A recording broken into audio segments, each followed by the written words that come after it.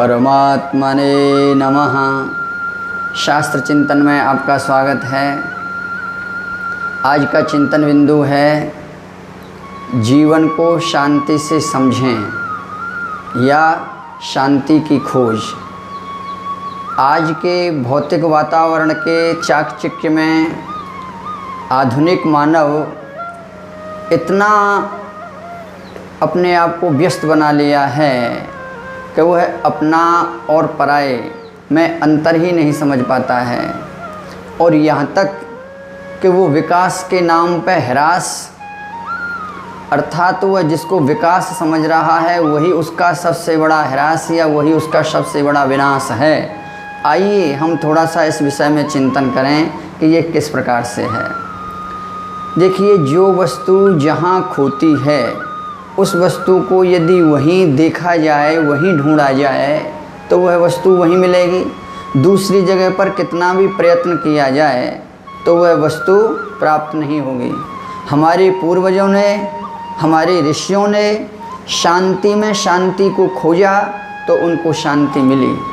आज हम लोग इस भौतिक वातावरण में, भौतिक संसाधनों में, इन भौतिक सामग्रियों में, सुख संसाधनों में ही हम शांति को खोज रहे हैं। मित्रों, ये शांति की जगह पे इनका ज़्यादा उपयोग करना, इनका ज़्यादा प्रयोग करना हमारे लिए जितना हानिकारक है उतना और कुछ हानिकारक नहीं है। आज के वैज्ञानिक इस बात को बताते हैं कि जितना बड़ा खतरा हमें अणु बम या परमाणु बम से नहीं है, इतना खतरा व्यक्ति ने अपने आप ही इन भौतिक संसाधनों के अधिक उपयोग करने में, पाने में और बचाने में ही अपने आप को व्यस्त और मस्त कर दिया है। मैं आपको बता दूं, यह एक समझने की बात है। आज का मानव यह जीवन दर्शन मानता है कि हम अधिक से अधिक पालें और अधिक से अधिक बचा लें। यही मानव का एक दृष्टिकोण हो गया है। किंतु मैं आपको बताऊं, ये वास्तविकता नहीं है। संत और शास्त्र कहते हैं पाना और बचाना अच्छी बात है। साईं इतना दीजिए जामे कुटुंब समाए, मैं भी भूखा ना रहूं साधु न भूखा जाए। किंतु आवश्यकता से अधिक, चाहे भले ही वो धन ही क्यों ना हो, वह हमारे सुख का नहीं दुख का कारण बनता है। हमारी जो इच्छाएं हैं, हम अपनी इच्छाओं को सीमित करें, अपने संसाधनों को सीमित करें। हमारे पास में जितने अत्यधिक ज़्यादा संसाधन होंगे या हमारी जितनी इच्छाएं ज़्यादा होंगी उतने ही हम दुखी हो जाएंगे। इसका एक सबसे बड़ा कारण है कि आज का मानव चाहता है कि कामना की पूर्ति से ही हमें सुख मिलेगा, कामना की पूर्ति से ही हमें शांति मिलेगी या हम सुखी होंगे। पर मित्रों, ये सच्चाई नहीं है। सच्चाई यह है कि कामना की यदि पूर्ति हो जाती है तो एक कामना अनेक कामनाओं को जन्म देकर के जाती है। शास्त्रों ने कामनाओं को सगर्भा बताया है। एक कामना की यदि पूर्ति हो गई तो वह अनेक कामनाओं को पैदा करके जाती है, और उन सभी कामनाओं का पूर्ण होना संभव नहीं है। इसलिए व्यक्ति पुनः अशांत हो जाता है, और अशांतस्य कुतः सुखम। अशांत व्यक्ति कभी भी शांति का अनुभव नहीं कर सकता। इसलिए महाभारत में एक बहुत ही सुंदर प्रयोग आया है, आप लोग श्रवण करें। दानेन भोगी भवति मेधावी वृद्ध सेवया, अहिंसया दीर्घायुरित्याहुः मनीषिणः।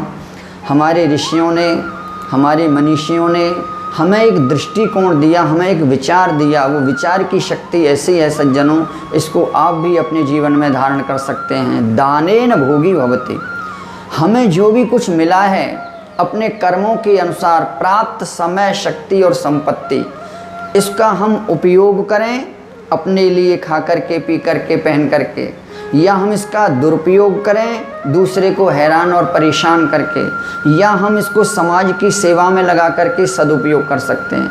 आज हमारे पास में जो भी कुछ है, हम उसका उपयोग, उसका दुरुपयोग, उसका सदुपयोग करने में स्वयं अपने आप में ही अपने आप को कर्ता मानते हैं। इसलिए हम किसी चीज़ का उपयोग करें या दुरुपयोग करें या सदुपयोग करें, ये आपके ऊपर निर्भर होता है। तो ये नियम है कि हमें हमारे कर्मों के अनुसार प्रभु प्रदत्त समय, शक्ति, संपत्ति जो भी मिला है उसको हम परमात्मा की, समाज की, देश की सेवा में समर्पित कर दें। इसलिए हमें जो वस्तु यदि दान में दी जाती है वही वस्तु लौट करके मिलती है। प्रकृति माता भी हमें यही समझाती है। देखिए प्रकृति में ये जितने भी जो भी हैं, आप पृथ्वी, जल, तेज, वायु, आकाश, ये सब चीज़ हमें फ्री में रहने के लिए मिल रही है। अरे इन वृक्षों को तो आप देखिए, इनके पास में पत्र, पुष्प, फल, ये जो भी कुछ मिला है ये सब समाज के लिए बड़ी उदारता से दे देते हैं। और एक विशेषता यह है, फल कभी भी, वृक्ष कभी भी अपने फल को समाज के लिए न तो कड़वा देता है न कच्चा देता है।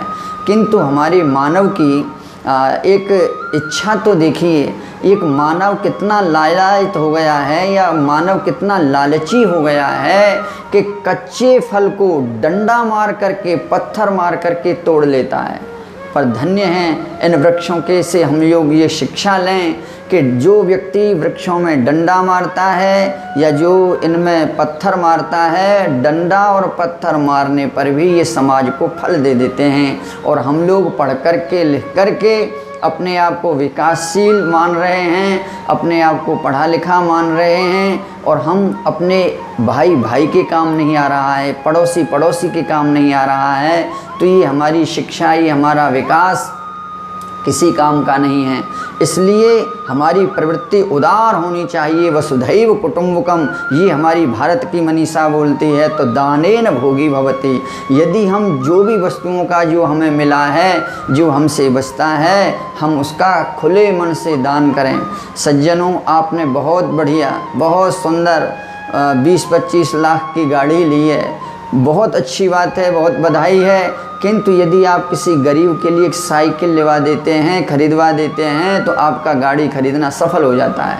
आपने बहुत सुंदर करोड़ों रुपए की कोठी बनाई है, पर यदि किसी गरीब के छान या छप्पर का प्रबंध कर देते हैं तो वह आपकी कोठी बनाना सफल हो जाता है। दूसरे को खिला करके खाना, पहना करके पहनना, दूसरे को मुस्कान दे करके मुस्काना, ये सच्ची और शांति और सच्ची नारायण सुख का साधन है, जो हमारे संतों ने और शास्त्रों ने बताया है।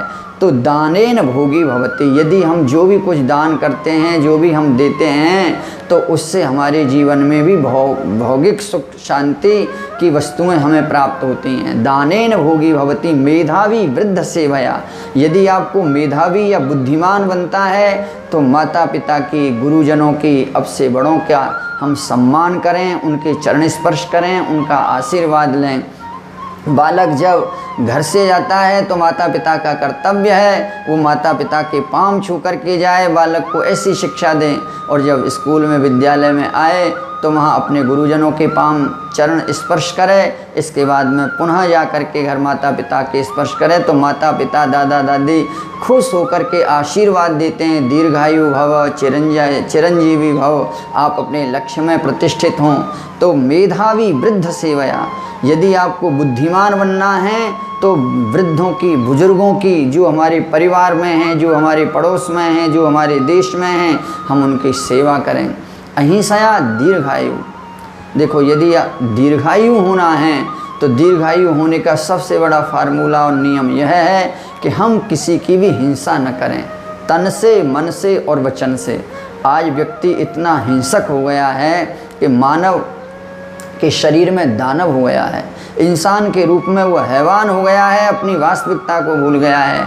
इसलिए शास्त्र बताते हैं, संत बताते हैं, अहिंसया दीर्घायु रित्यायु मनीषिणः, ये हमारे मनीषी, हमारे संत महापुरुष कहते हैं। ये जो एक दृष्टिकोण है, ये दृष्टिकोण मजबूर नहीं, मजबूत व्यक्ति के लिए है। ये दृष्टिकोण एक निर्बल के लिए, दुर्बल के लिए नहीं, एक सबल के लिए है। और ये दृष्टिकोण मैं आपको बता दूं, धनवानों के लिए नहीं, धैर्यवानों के लिए है। आपके जीवन में धैर्य है तो आपको वो शांति, वो भक्ति, वो मुक्ति, समाज की ऐसी कौन सी वस्तु है जो आपको ना मिले। तो हमें जो भी कुछ परमपिता परमात्मा से मिला है, हम उसका बांटना सीखें। जो हमसे बचा है तो हम अपने पड़ोसियों को, अपने बहन बेटियों को, अपने नाते रिश्तेदारों को, जो हमारे संपर्क में आए उसको हम लोग बांटें। और बांट करके देखिए, इसमें सबसे बड़ा एक लाभ आपको ये मिलेगा, जिस दिन से आप, ये 3 वस्तुएं हैं जो दान करने की होती हैं, अभी दान की बात आई, सुविधा, सम्मान और स्नेह। हम ज़्यादा से ज़्यादा लोगों को सुविधा दें, ज़्यादा से ज़्यादा सम्मान दें और ज़्यादा से ज़्यादा स्नेह दें।